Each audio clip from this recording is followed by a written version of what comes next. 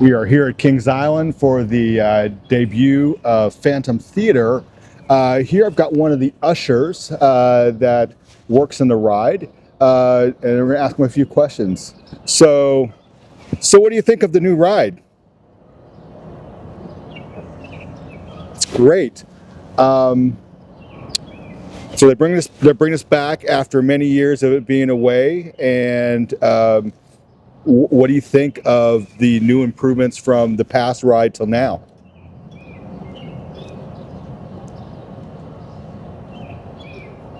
Wonderful, wonderful. So, final thing, what would you tell guests about the opening of Kings Island this weekend?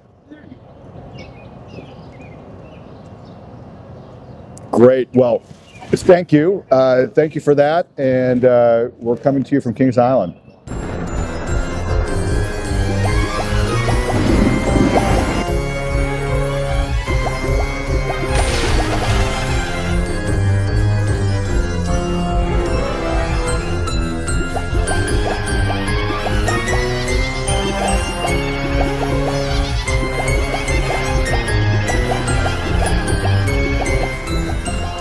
It's Andy from Attractions Magazine. Here we are at Kings Island near Cincinnati, Ohio.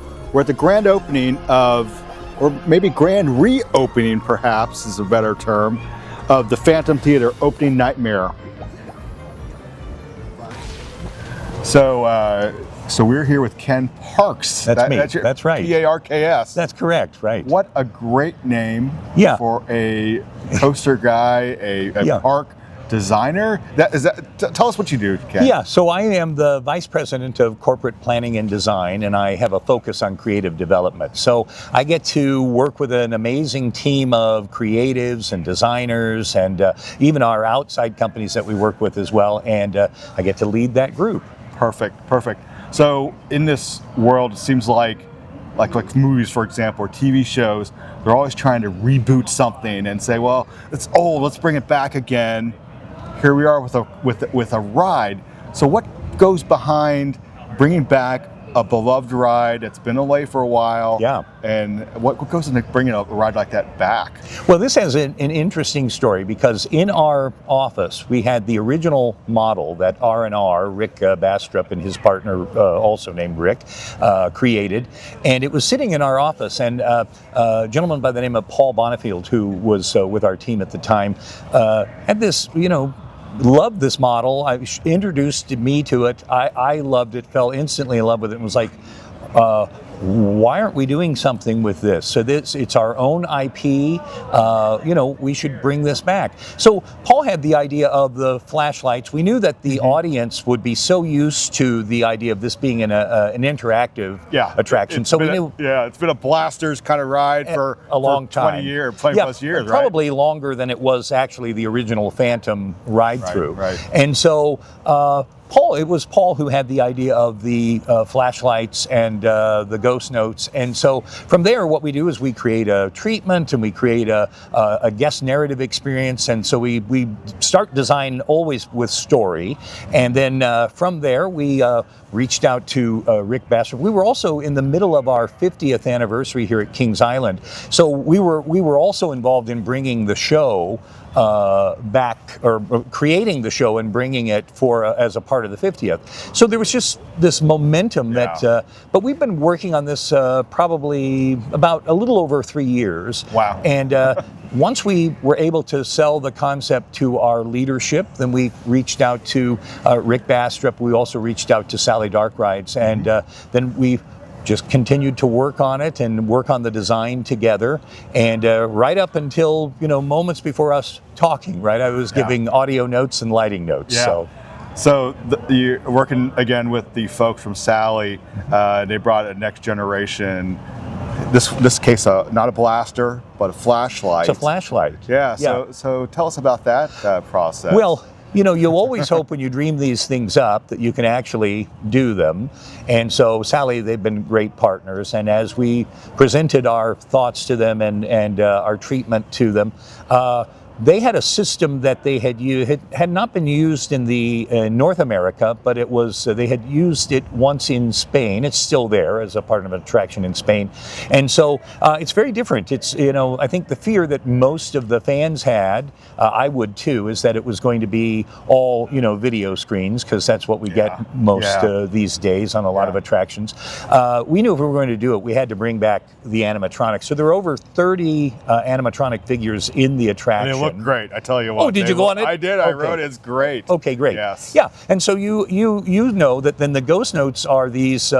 They're floating around this three-dimensional scene, but they become your targets, and you've got to scare them away with your flashlight as an usher and back into the pipe organ. Yeah. No, I kind of like the idea that the notes are not static anymore. We had set targets, and you were aiming at those set targets.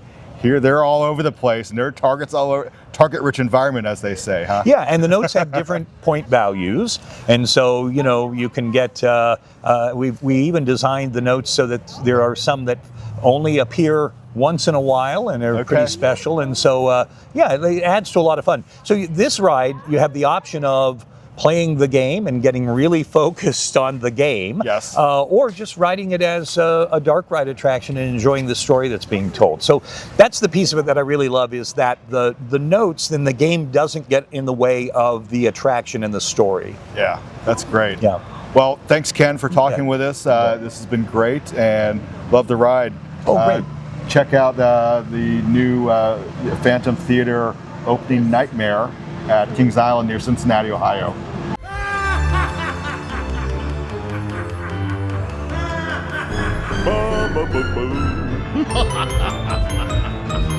You'll be back! Thank you, Lord! The ghost notes have been returned to where they belong. We are here with Lauren Weaver from Sally Dark Rides. Is that the name of the Dark Rides? Sally right? Dark Rides. So we're here at the opening or reopening of the Phantom Theater here at Kings Island near Cincinnati, Ohio. You guys have been involved with this ride that's been in this space for a couple decades now. That's right. What do you have to say about the transformation, I guess, back to the past, but now back to the future, I guess? Yeah, it's a reimagining of a classic. Phantom Theater ran here for 10 years in the 90s, and it was a beloved ride. Their audience here at Kings Island wrapped their arms around it and had an incredible dark ride for 10 years. Of course, after about a decade or so, you start to think what else you can do, and we transitioned from the original Phantom Theater to the Scooby-Doo attraction, which ran for a number of years, and then had to de-dog it and make it Boo Blasters on Boo Hill, which actually ran here for 15 years. It's a long time. It is a long time. And their guests loved it. Families loved it. They could ride it together. They could play together. It was always a new ride because of the interactivity and the gameplay. So we did want to keep some of those elements for the family, but bring back the ride that everybody was picketing for, and that was Phantom Theater. Yes. This is a new twist on that. It's Phantom Theater Opening Nightmare, where we did include the interactivity, but we brought back all of those favorite characters that everybody loves, and now it's a reimagining of a classic that hopefully families will enjoy for decades to come. So the technology is a little bit more advanced than what was here before. Oh, yes. I mean, as you said, 15 years. I know that I wrote it when it was new, and then wrote it, at like 15 years, and like, oh, I got a bad gun this time, and I get like 10 points, and everyone's laughing at me. Not that this won't happen after 5, 10, 15 years with this ride, but hopefully not. these are a little bit new. I mean, it looks similar, but this is new stuff. Actually, this is completely new. We have never done interactivity like this in any of our attractions before. Previously, we've had targets that are, in set pieces, physical targets, or in media.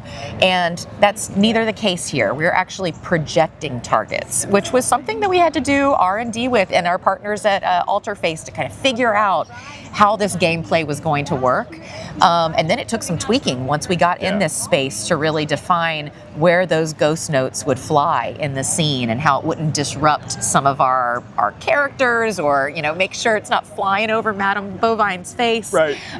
blinding her with the ghost notes. But I think we've done a wonderful job layering that in, bringing something new to the table, new to a dark ride experience that's never been done around the world, giving Kings Island something that they can speak on, a superlative, a first, and I think that everybody's really going to enjoy it. It's an easy gameplay, so even the kiddos will not have a hard time playing, and the older folks too. They'll get it right away. So hopefully every single person in that ride vehicle, that enchanted opera box, will have a great time playing and viewing the experience. Yeah, I like the flashlights. Maybe borrowed a little bit from gaming technology. Get a little bit of feedback when you're pushing a button. That's great. Right. A little haptic feedback. And you aim at something, and you see where you're aiming. That's a big thing too. Yes. So you always maybe you saw a laser dot before. Now you really see where you're aiming. We wanted to make it as intuitive and just you get the gameplay from the second you sit down. So actually your digital score reading is the color of your flashlight blast. I noticed that. Yes. If you were to look at the flashlight, the round, there's a color that when you push, it'll be that color, and then the shine that the flashlight emits will also be that color. So it's just trying to keep that engagement with the individual rider, but also, you can nudge your That's right. nudge your guy exactly. beside you and be like, "No, I got that hit. You didn't get that hit. I saw that." Yes. Well, that's great. It's a great ride. It's a great experience. Come check it out at Kings Island near Cincinnati.